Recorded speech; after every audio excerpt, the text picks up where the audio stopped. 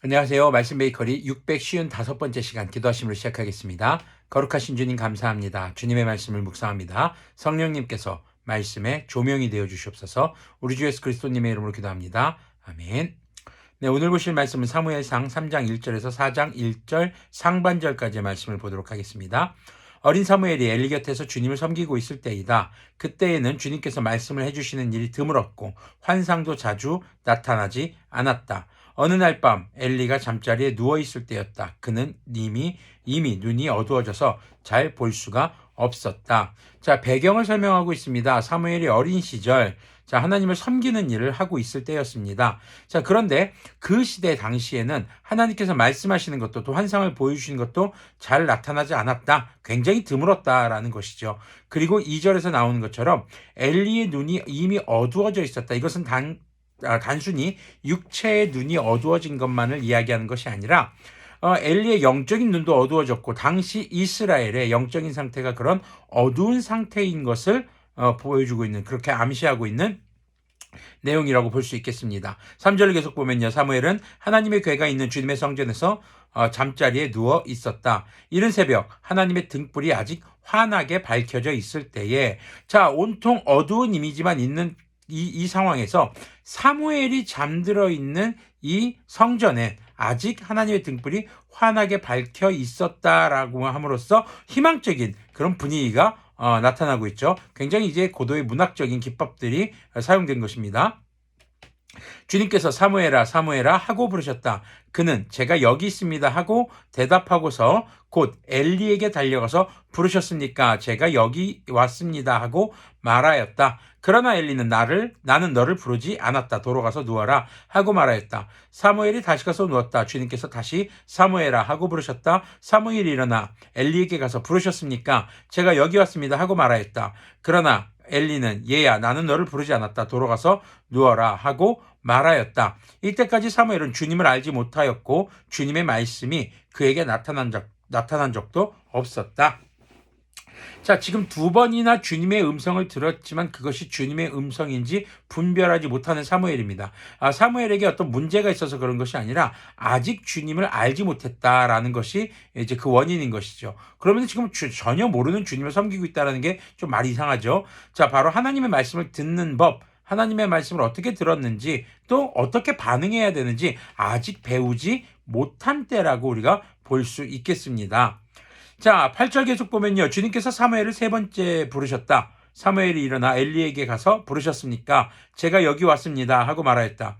그제야 엘리는 주님께서 그 소년을 부르신다는 것을 깨닫고 사무엘에게 일러주었다. 가서 누워있거라. 누가 너를 부르거든 주님 말씀하십시오. 주님의 종이 듣고 있습니다 하고 대답하여라. 사무엘이 자리로 돌아가서 누웠다. 자, 사실 주님께서 사무엘을 부르시는데 세 번이나 이 같은 패턴이 나타나게 된 근본 원인은 사실 엘리에게 있습니다. 자신이 부르지 않았는데 성전에서 지금 나실 사람으로서 살아가고 있는 이 사무엘이 자신을 부르는 소리를 들었단 말이죠. 그럼 자신이 부르지 않았다면 주님이 부르셨구나라는 것을 엘리가 캐치할 수 있어야 되는데 영적으로 어두워져 있기 때문에 그것을 알아채지 못했던 그런 엘리의 모습인 것입니다. 그리고 사무엘이 지금 성전에서 주님을 섬기는 일을 하고 있는데 하나님에 대해서 하나님의 말씀을 듣는 것과 또 환상을 보는 것 여러 가지 그 하나님께서 뭔가 주실 때에 말씀을 하실 때에 하나님의 뜻을 목소리를 또 하나님의 환상을 어떻게 분별하는지를 가르치지 못하고 있는 겁니다. 왜냐하면 본인도 이제 더 이상 주님의 음성을 듣지 못하는 상황이기 때문이었던 것이죠. 자, 10절 계속 보면은요. 그런 뒤에 주님께서 다시 찾아와 곁에 서서 조금 전처럼 사무엘아 사무엘아 하고 부르셨다. 사무엘은 말씀하십시오. 주님의 종이 듣고 있습니다 하고 대답하였다. 주님께서 사무엘에게 말씀하셨다. 내가 이제 이스라엘에서 어떤 일을 하려고 한다.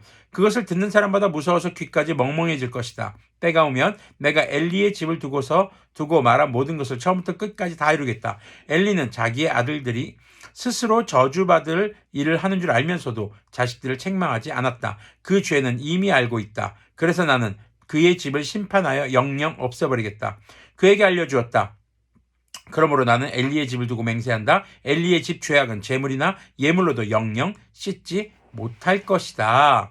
자, 지금 사무엘이 주님을 통해서 듣는 음성, 이스라엘에게 하나님께서는 어떤 일을 행할 것이다 라는 것과 두 번째는 엘리 집안에 대한 심판을 확정짓는 그런 말씀을 들려주시고 있는 것이죠. 15절을 보면요. 사무엘은 아침이 밝을 때까지 누워있다가 주님의 집 문들을 열었다. 그러나 사무엘은 자기가 환상으로 보고 들은 것을 엘리에게 알리기를 두려워하였다. 지금 처음 들은 하나님의 음성입니다. 근데 그 음성이 엘리 제사장, 자신이 지금 수종 들고 있는 엘리 제사장의 집안을 주님께서 심판하시겠다는 말이니까 섣불리 말하기 쉽지 않았겠죠. 엘리가 사무엘을 불렀다. 그는 내 아들 사무엘아 하고 불렀다. 예, 제가 여기에 있습니다 하고 사무엘이 대답하였다. 엘리가 물었다. 주님께서 너에게 무슨 말씀을 하시더냐? 나에게 아무것도 숨기지 말아라. 주님께서 너에게 하신 말씀 가운데서 한마디라도 나에게 숨기면 하나님이 너에게 심한 벌을 내리고 또 내리실 것이다. 자, 사무엘을 협박하는 말이 아닙니다. 간청하는 것입니다. 사무엘에게 하나님께 들은 음성을, 하나님의 말씀을 나에게 좀 전해다오라고 간곡히 요청하는 그런 말인 것이죠. 뭔가 바뀌었습니다.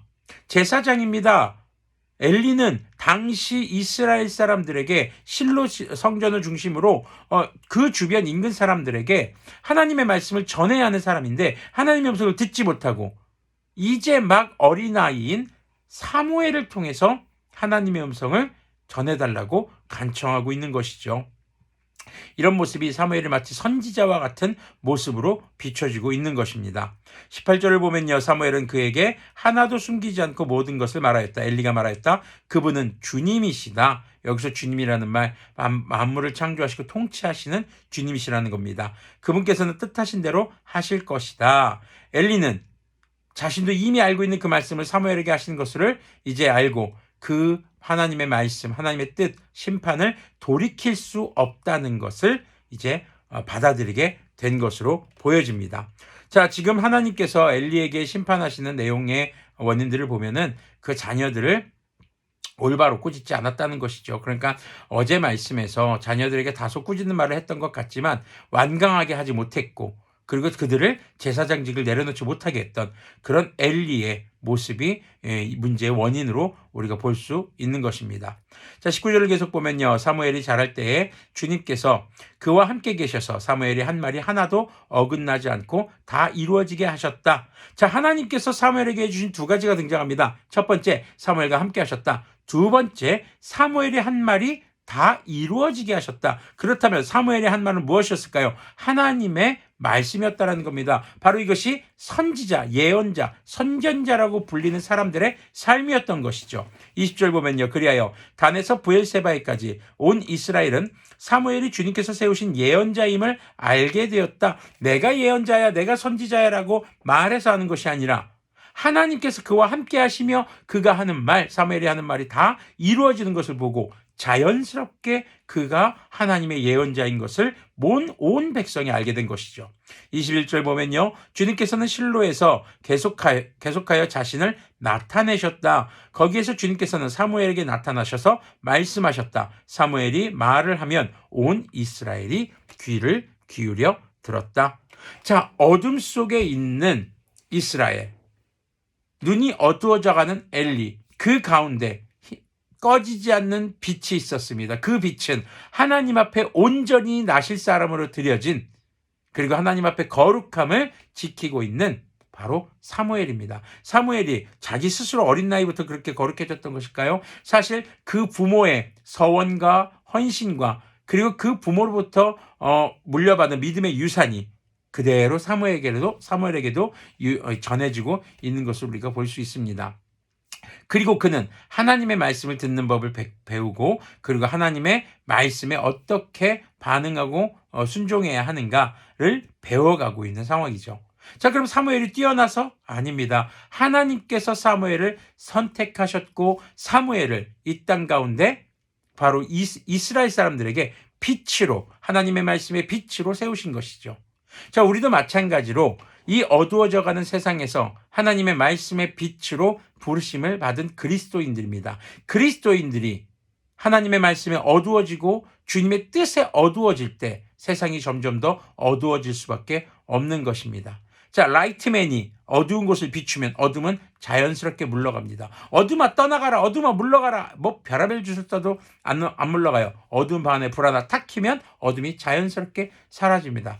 마찬가지로 세상에 빛된 자녀가 우리가 하나님의 빛된 자녀로 살아갈 때 세상의 어둠이 그 앞에서 사라지고 마는 것을 우리는 경험할 수 있게 될 것입니다. 우리가 주님의 빛된 자녀로 살아갈 때 말이죠. 주님의 음성에 귀를 기울이시길 바랍니다. 주님의 말씀을 통해서 주님의 뜻을 분별하고 그 뜻에 순종하며 세상의 라이트맨, 빛의 자녀로 살아가는 그런 우리들이 되기를 소망합니다. 기도하겠습니다. 거룩하신 주님 감사합니다. 주님, 우리가 주님께서 주신 말씀을 주야로 묵상하며 주님의 뜻을 따라 순종하며 세상 가운데 빛된 주님의 자녀로 살아갈 수 있도록 긍휼을 베풀어 주시옵소서. 우리 주 예수 그리스도님의 이름으로 기도합니다. 아멘. 네, 자신의 욕심과 또 욕심을 덮고자 하는 그런 마음으로 영적인 눈과 귀가 어두워지지 않고 우리가 주님 앞에 겸손하게 주님의 뜻을 구하며 순종할 준비가 되어 있는 그런 주님의 거룩한 빛의 자녀들로서의 삶이 되기를 소망합니다.